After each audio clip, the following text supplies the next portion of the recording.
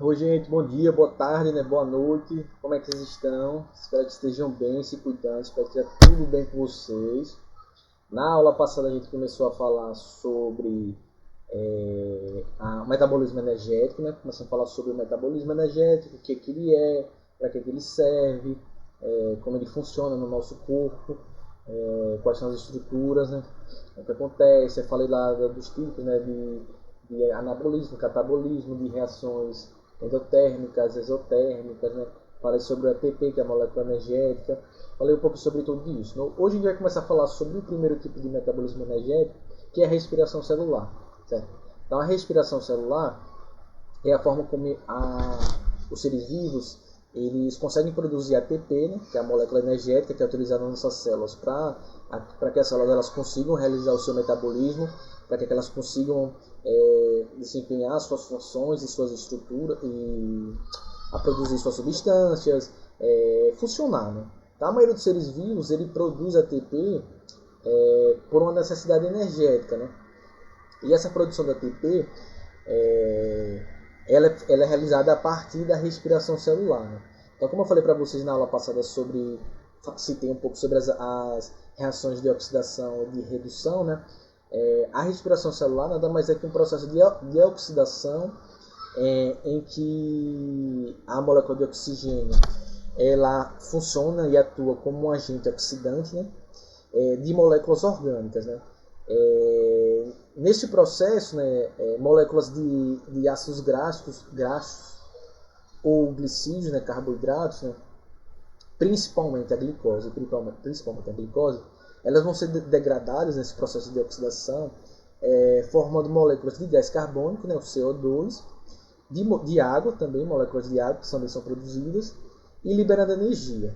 Essa liberação dessa energia, que estava contida nas moléculas dos ácidos graxos e dos glicídios, principalmente a glicose, é a que vai ser utilizada para a produção de moléculas de ATP a partir do ADP, né? O ATP vai se produzir a partir do ADP e dos fósforos e do grupo fosfato inorgânico que vai ser liberado. Né? Se compararmos os reagentes e produtos da respiração celular, né, se a gente for olhar reagentes e produtos, da respiração celular que envolve a glicose, que é o que eu vou mostrar para vocês, e é o mais comum, né, mesmo aparecer. A glicose é a principal molécula, quando a gente está ajudando lá os carboidratos. Falei que é uma das principais moléculas responsáveis pela fonte energética nas células e nos seres vivos é a glicose. Então ela vai reagir, né, com algumas moléculas de oxigênio para produzir algumas moléculas de gás carbônico e de água. Né? A gente pode observar basicamente aqui, nesse esqueminha aqui, a respiração celular. Quando a gente fala da fase aeróbica, é a respiração celular que a gente utiliza o oxigênio para essas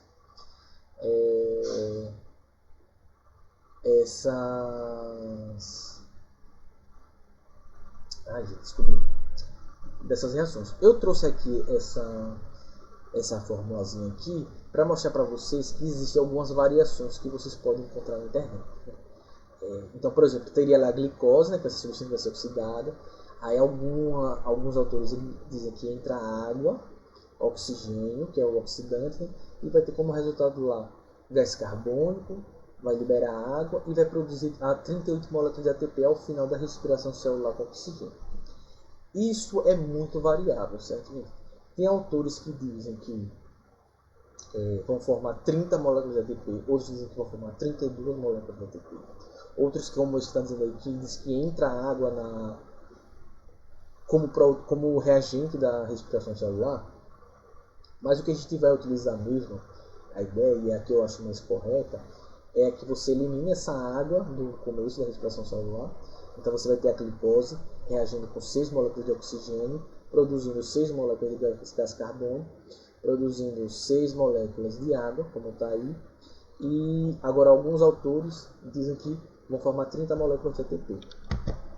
Eu acho mais correto justamente essa ideia de que vão formar 30 moléculas de ATP, então a respiração celular é glicose sendo oxidada por oxigênio, formando gás carbônico, água e 30 moléculas de ATP. Eu vou mostrar para vocês um pouco desse caminho, certo? Mas eu estou falando para vocês porque tem variações, varia de autor para autor. Alguns autores eles defendem que na realidade isso aqui é o mais correto, mas assim, gente, vocês têm que ter ideia que vai ser assim, aproximadamente formar 30, 32, 36, 38 moléculas. Nunca vai, não vai vir uma questão assim, tipo, ao final da respiração celular nós temos 38, 32, 30. Não vai, né? Porque aí confunde, porque vai variar de autor para autor. Mas pode vir assim, 30 moléculas de ATP, 12, 20. Aí você sabe que você vai saber mais ou menos que é esse lá na faixa dos 30 ao final, né? Ao final da reação química, né? Mas tem algumas questões que pode perguntar em cada etapa, aí vai variar de variar. Trouxe isso para vocês aqui, para vocês verem como tem variações de um autor para o outro, né? Eu vou mais pelo que é a glicose, reagindo com oxigênio, formando gás carbônico, água e 30 moléculas de ATP. Pelo menos é o que eu conheço de mais recente. Mas eu estou trazendo isso para vocês para mostrar que tem algumas variações, certo? Mas essas variações são pequenas, não são também nada mais não. Agora você vem falar assim, 18 moléculas de ATP, 24, 28, 6, aí não. Aí está falando de outras coisas, não é respiração aeróbica, né? Então essa reação aeróbica, né? Essa respiração celular com oxigênio, ela é capaz de liberar cerca de 686 quilocalorias por molécula, né?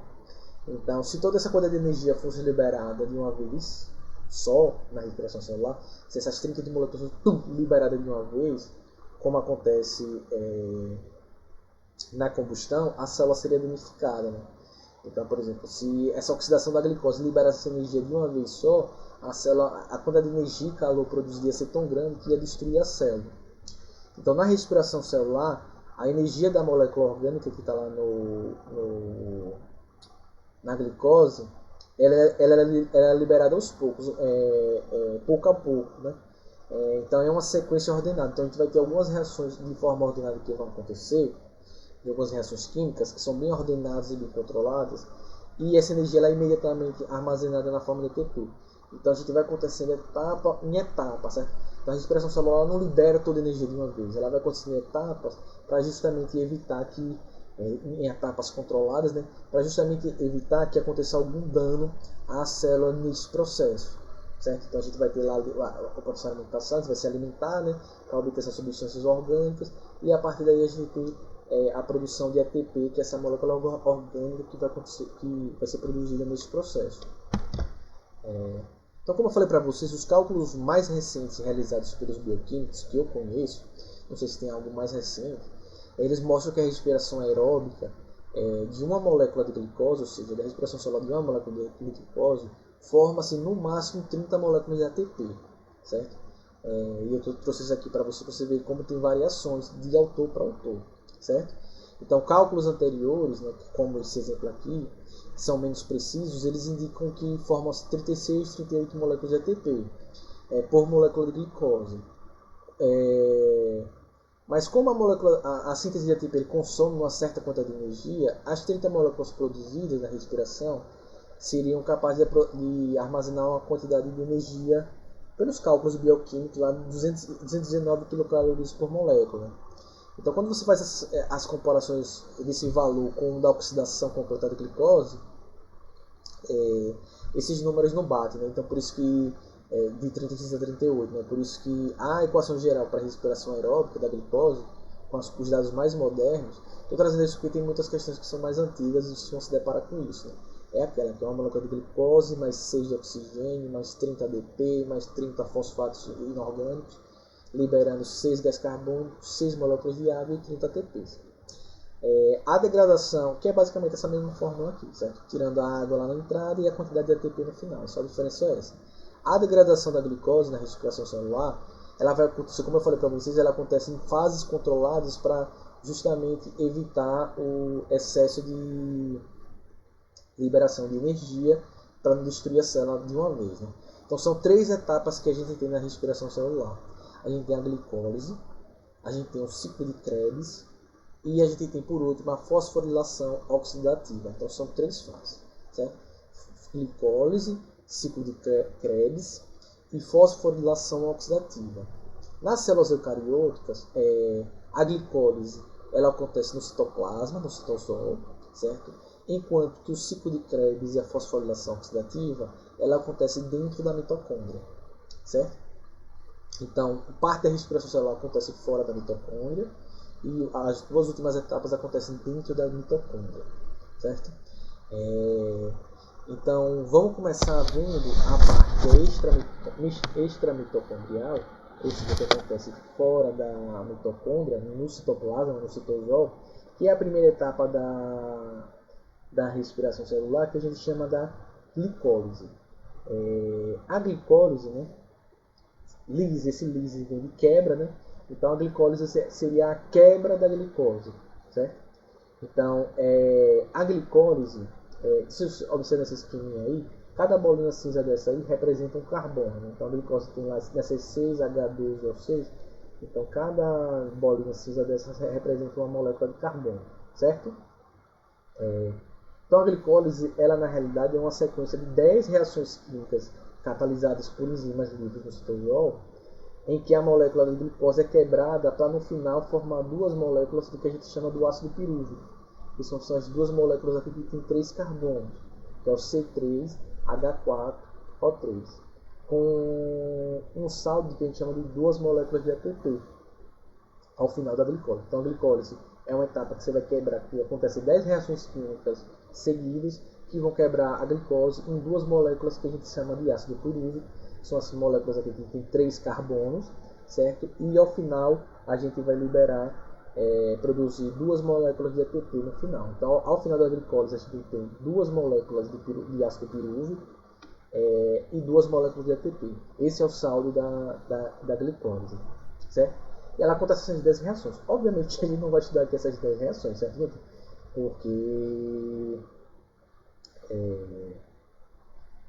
Porque não tem necessidade, óbvio. Aí se vocês forem chegar alguma coisa da área de saúde, biológicas na universidade, aí vocês vão se bater com isso aí em bioquímica para ficar doido. Mas aqui a gente não vai estudar essas 10 reações químicas que acontecem, certo? Então vamos lá começar lá do começo para entender o que acontece. Então a glicólise, ela tem início com a ativação da molécula de glicose. Então a molécula de glicose, quando ela entra lá no citoplasma, ela vai ser ativada. Ela é ativada como? Ela é ativada a partir da adição de um fosfato energético proveniente de uma molécula de ATP. Então, o que acontece aqui é que em uma etapa, então vem uma molécula de ATP e doa um fosfato energético para a glicólise, certo? Em uma etapa seguinte é adicionado um segundo fosfato energético, que também é proveniente de uma molécula de ATP. É o que vocês estão vendo ali no começo, então ali está mais resumido. Ali está resumido. Então a gente pode ver assim, duas moléculas de ATP, elas se combinam com duas moléculas de ATP, elas cedem os fosfatos energéticos para a molécula de glicose, certo? Então esses dois fosfatos energéticos se ligam à glicose. Quando eles se ligam à glicose, eles tornam, então esses dois fosfatos, quando se ligam à molécula de glicose, eles tornam a molécula de glicose instável. Então ela fica instável, até que tem um processo que ela se rompe em duas, certo? Em duas moléculas menores, que é o que vocês estão vendo ali no começo. Então vem os dois ATPs. Então no início da glicólise a gente tem um consumo de duas moléculas de ATP, certo? Para tornar a molécula de glicose instável, e essa molécula de instável ela se rompe em duas moléculas que têm 3 carbonos. Então no início da glicólise a gente tem um consumo de duas moléculas de ATP para quebrar a glicose, certo? Esse consumo inicial de ATP é um investimento energético, né, que será recuperado pela célula na própria glicose. Então a célula investe, faz esse investimento inicial de 2 ATPs, mas no final da glicólise ela recupera esses 2 ATPs. Então a energia gerada na quebra da glicólise em 2 ácidos pirúvicos é suficiente para produzir 4 moléculas de ATP. Então veja que quando você faz essa quebra aqui, olha, nesses 2 ácidos pirúvicos, ao final cada ácido pirúvico desse ele vai formar 2 moléculas de ATP. Então se formam 2 ácidos pirúvicos, formam 4 moléculas de ATP. Então quando a gente fala que o saldo de ATPs ao final da glicose é de 2, é porque no começo, se ao final produzir 4, mas no início você consumiu 2 para quebrar a glicólise. Então o saldo são 2 ATPs. Então ao final da glicólise, a gente tem a produção de 2 moléculas de ATP de 4, né? São produzidos 4, mas como a gente consome 2 para iniciar a glicólise, o saldo é de 2 ATPs, certo? Então, quando você tem essa quebra aqui nesse processo de formação aqui dos ácidos pirúvicos para formar esse ATP, além das 2 moléculas de ácido pirúvico que são formadas, a glicose ela libera 4 elétrons, certo? Ou seja, ela libera elétrons. Então, você lembra lá que a energia ela pode ser liberada também na forma de elétrons, né? Então, ela libera 4 elétrons com alto nível de energia, né? Então, 4 íons de hidrogênio, né? 4 íons de H+, que são liberados esses elétrons, eles são liberados na forma desses íons de H+ de hidrogênio. São liberados 4 elétrons. Né? Então, os 4 elétrons e os 2 íons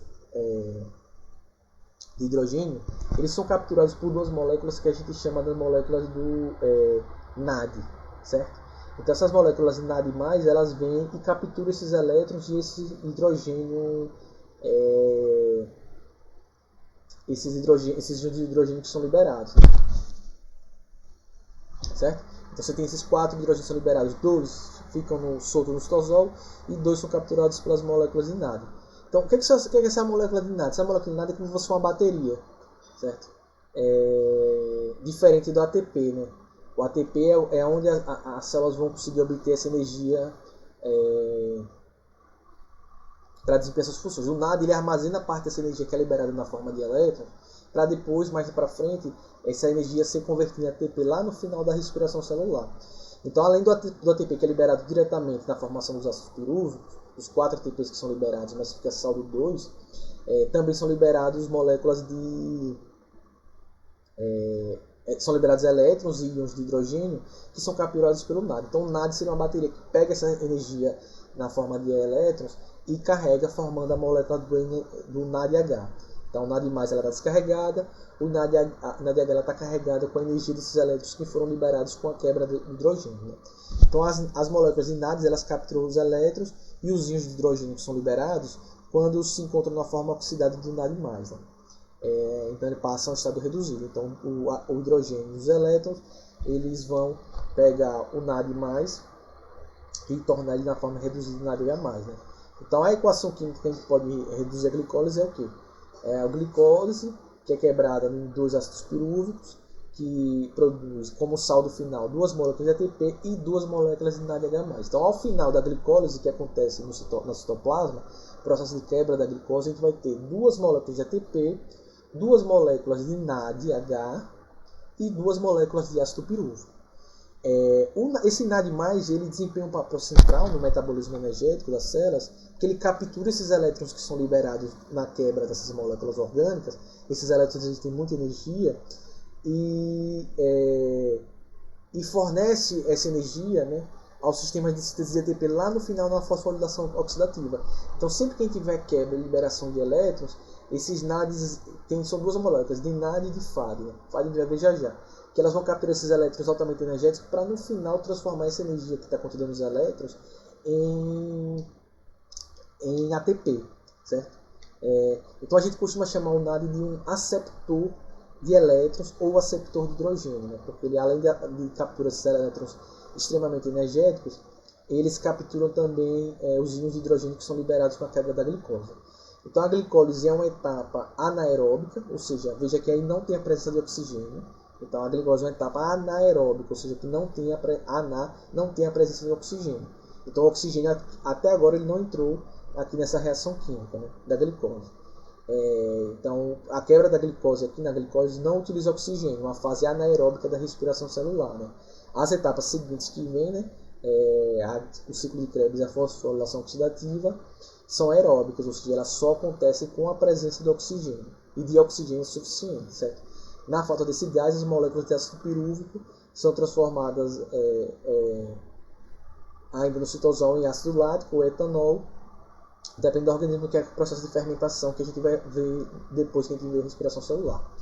A próxima etapa que a gente tem aqui na respiração celular é o que é famoso que a gente chama de ciclo de Krebs. O ciclo de Krebs ele vai acontecer o ciclo de Krebs ele acontece já dentro da mitocôndria, na matriz mitocondrial, no centro da mitocôndria. Né? Então, o ácido pirúvico que foi produzido na glicólise, ele é transportado através das membranas da mitocôndria, né? E entra na matriz mitocondrial, que é no centro da mitocôndria. E lá, esse ácido pirúvico, ele reage imediatamente com a substância que a gente chama de coenzima A, que é a CoA, né? Então, nessa reação é produzida uma molécula que a gente chama de acetilcoenzima, que é acetil-CoA, que é essa aí. Então, o ácido pirúvico entra, quando ele entra, vem a coenzima A, se liga a ele e produz a molécula que a gente chama do acetilcoenzima A. E nesse processo, você lembra lá que o ácido pirúvico tem 3 carbonos. Então, quando a coenzima A se liga ao ácido pirúvico, ele libera um carbono e se liga aos 2 outros carbonos do ácido pirúvico, formando a acetilcoenzima, que é uma molécula que tem 2 carbonos. Esse carbono que é liberado, ele vai formar uma molécula de gás carbônico que a gente vai eliminar ao final da respiração celular. Nesse processo também tem, lembre lá, toda vez que tem uma quebra da molécula, libera elétrons e hidrogênio, né? Íons de hidrogênio. Então, dela também vai ter a participação de uma molécula de NAD+, né? Que se transforma em NADH. Ou seja, quando a coenzima A se liga com o ácido pirúvico, ela libera gás carbônico e libera elétrons que vão formar uma molécula de NADH, certo? Então, a gente tem lá no início, assim que o ácido pirúvico entra na matriz mitocondrial, o ácido pirúvico ele se combina com a coenzima A, formando a acetilcoenzima A, que é essa molécula lá em cima, que tem 2 carbonos. Ela libera um gás carbônico que vai formar uma molécula de gás carbônico, vai liberar o carbono que vai formar uma molécula de gás carbônico, e ela vai liberar também elétrons e íons de hidrogênio, formando uma molécula de NADH. Então, a acetilcoenzima A ela vai entrar agora no processo que a gente chama do ciclo de Krebs, ou ciclo do ácido cítrico, né? Que chama de ciclo porque ela fica acontecendo de forma cíclica, em loop, né? Então, a acetilcoenzima A é o ponto comum do metabolismo energético aeróbico, né, do glicídio, da glicose, né, de lipídios e eventualmente de proteínas quando a gente não tem a presença da glicose. Né. Isso quer dizer que essas substâncias elas só podem ser utilizadas pela mitocôndria como fonte de energia depois de transformadas em acetilcoenzima. Então eu falei lá quando a gente estava estudando bioquímica, de que tinha quando não tinha glicose, o corpo da gente ia atrás dos lipídios e das proteínas para produzir energia. Então elas só vão fazer isso quando elas forem isso só acontece quando ela se combina com a coenzima A, que é uma enzima que tem lá na matriz mitocondrial, né? Então, lá na matriz mitocondrial, né, que ela é aquosa, né, ela preenche todo o interior da mitocôndria, é lá que vai ter a formação do acetil, né, e da coenzima A, né? Dentro aí da matriz mitocondrial, a gente vai ter 9 reações químicas diferentes, formando o que a gente chama do ciclo de Krebs, né? Então, a acetilcoenzima A, ela que é produzida no começo, ela é recuperada no final, né? Ou seja, a coenzima A que entra lá, esse acetil que entra lá no começo, no final ela é devolvida.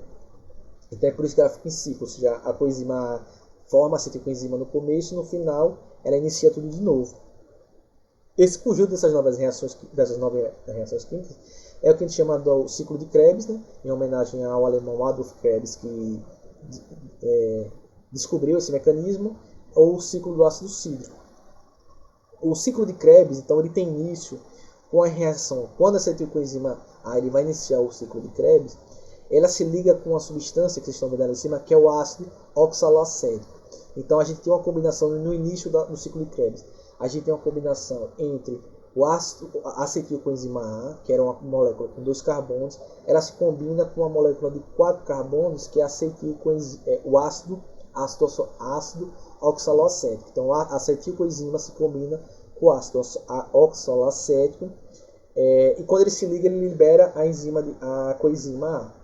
Então, veja, a coenzima A ela se liga ao ácido pirúvico, libera a molécula de gás carbônico, libera elétrons que são capturados pelo NADH, e formam o NADH, e forma a acetilcoenzima A. Quando a acetilcoenzima A entra no ciclo de Krebs, a acetilcoenzima A se liga ao ácido oxalocético, e com essa ligação libera a coenzima A para ela voltar a se ligar com outro ácido acético, ou outro ácido pirúvico. Então, essa nova molécula de 6 carbonos que se formou a partir da combinação do ácido oxalocético com acetilcoenzima A forma um ácido cítrico, que é uma molécula que tem 6 carbonos, certo? E aí, a gente vai iniciar uma série de reações de degradação dessa molécula, desse cítrico. Então a gente vai ter 8 reações subsequentes. A primeira foi, eu falei que eram 9. A primeira foi essa do ácido oxalacético se ligando a acetil com enzima A. E aí vão seguir 8 reações químicas. Ao longo dessas 8 reações químicas que vocês estão vendo aí, a gente vai ter sempre a liberação ao longo dessas 8, a gente vai ter a liberação de 2 moléculas de gás carbônico. Eu vejo aqui, olha, uma primeira aqui, CO, outra aqui embaixo, CO. Então a gente vai liberar 2 moléculas. Então já liberou uma molécula lá em cima, quando o ácido pirúvico se ligou à molécula de coenzima A, liberou um gás carbônico, e agora liberou mais 2. Já temos 3 gás carbônicos liberados, certo? E nesses processos a gente vai ter a liberação de elétrons altamente energéticos e de íons de hidrogênio, né? O que a gente tem ao final é a liberação novamente do ácido oxalacético. Então a gente vai ter aqui nesse processo aqui, olha, liberação no ciclo de Krebs de 2 moléculas de gás carbônicos, a formação de 1, 2, 3 moléculas de NAD+, uma molécula de ATP e uma molécula de outro aceptor de elétrons, que é o FAD. Certo? O FAD, qual é a diferença do FAD para o NAD? O FAD ele captura elétrons menos energéticos, ou seja, ele armazena menos energia do que o NAD. Certo?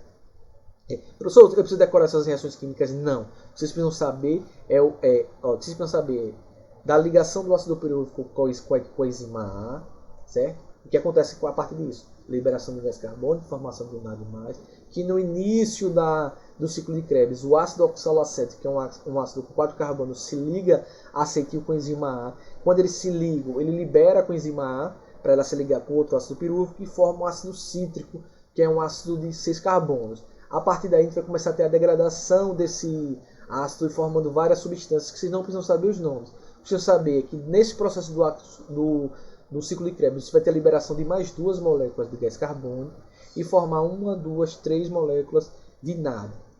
Certo? Você vai formar 3 moléculas de NAD e uma molécula de FAD. Certo? Então o que você precisa saber é isso, que uma volta do ciclo de Krebs forma 2 moléculas de gás carbônico, 3 moléculas de NAD e uma molécula de FAD, que é um aceptor de elétrons que pega menos elétrons. Certo? E uma molécula de ATP também é produzida. Então, numa volta no ciclo de Krebs, a gente tem 3 moléculas de NAD, H formado, 2 moléculas de gás carbônico e uma molécula de FAD e uma molécula de ATP. Aí, gente, tem alguns autores que dizem que, na verdade, não formam ATP, formam outra molécula, que é o GTP, que é semelhante ao ATP, mas difere na sua estrutura, né? E que depois esse GTP poderia se converter em ATP. Então vocês podem compreender que forma um ATP, forma uma molécula de ATP. Então, uma volta do ciclo de Krebs, ele forma 3 NADH.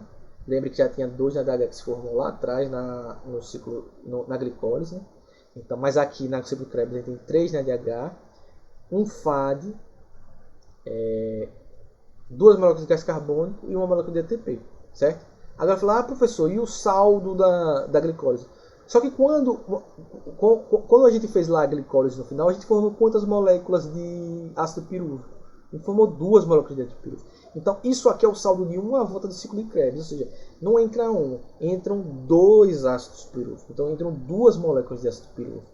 Então vai dar uma volta com uma molécula de ácido pirúvico e vai dar outra volta com outra molécula de ácido pirúvico. Ou seja, tudo que acontecer aí acontece em dobro, certo?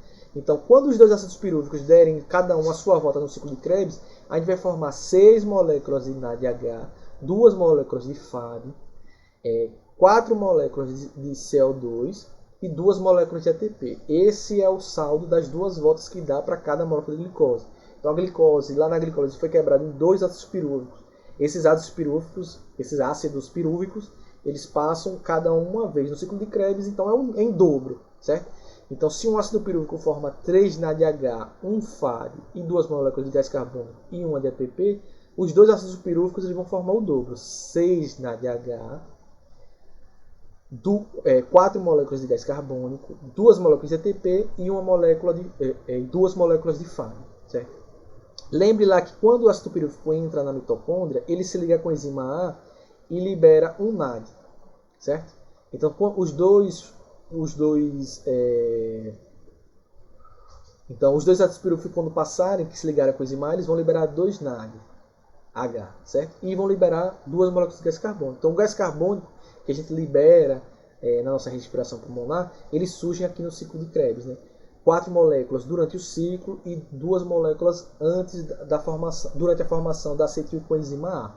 Então, o gás carbônico, vocês podem dizer que as moléculas de gás carbônico elas surgem durante o ciclo de Krebs na respiração celular. Então, aquele gás carbônico que sai, ele se forma a partir do ciclo de Krebs.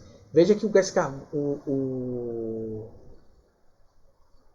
carbônico que está sendo produzido aí, ele está sendo produzido a partir da molécula da glicose, né? Não é que o oxigênio que a gente respira passa para o gás carbônico. A molécula de oxigênio que a gente respira. Tem questões que afirmam isso, que a molécula passada do oxigênio passa para formar o gás carbônico. Não. O gás carbônico ele se forma a partir da degradação do ácido pirúvico e do ácido cítrico, certo? Então ele não está ligado ao oxigênio. Por mais que o oxigênio ele não esteja aqui presente, o oxigênio que a gente respira ele não esteja aqui presente, o ciclo de Krebs ele só acontece se tiver a presença do oxigênio. Se não tiver a presença do oxigênio, o ácido de Krebs ou o ciclo de Krebs ele não acontece, certo, gente? Complicado, é bastante dificilzinho, né? Lembre lá para vocês que eu vou dizer com vocês lá no começo do ano, eu falei, olha, né? O assunto da terceira unidade, metabolismo energético, é o assunto mais complicado, tem muito detalhezinho, certo? Mas vai dar certo, a gente vai conseguir, certo? Se vocês tiverem dúvida, entre em contato comigo. Olha, professor, não entendi aquela parte do ciclo de Krebs, eu vou explicar para vocês de novo, certo? Na próxima aula eu começo boto uma tabelinha para vocês verem, antes de falar da fosforilação oxidativa, para mostrar qual foi o ou depois no final quando eu terminar, eu boto faço quadrozinho mostrando qual foi o saldo de cada uma das etapas, né? Porque aí vocês copiarem que vocês já sabem isso. Na glicólise, quantos NAD se formou, quanto ATP se formou, no ciclo de Krebs, na fosforilação, certo? Então fiquem bem, se cuidem. Se tiver dúvida, gente, por favor, entre em contato que eu ajudo vocês, certo? Eu estou 100% disponível. Tchau.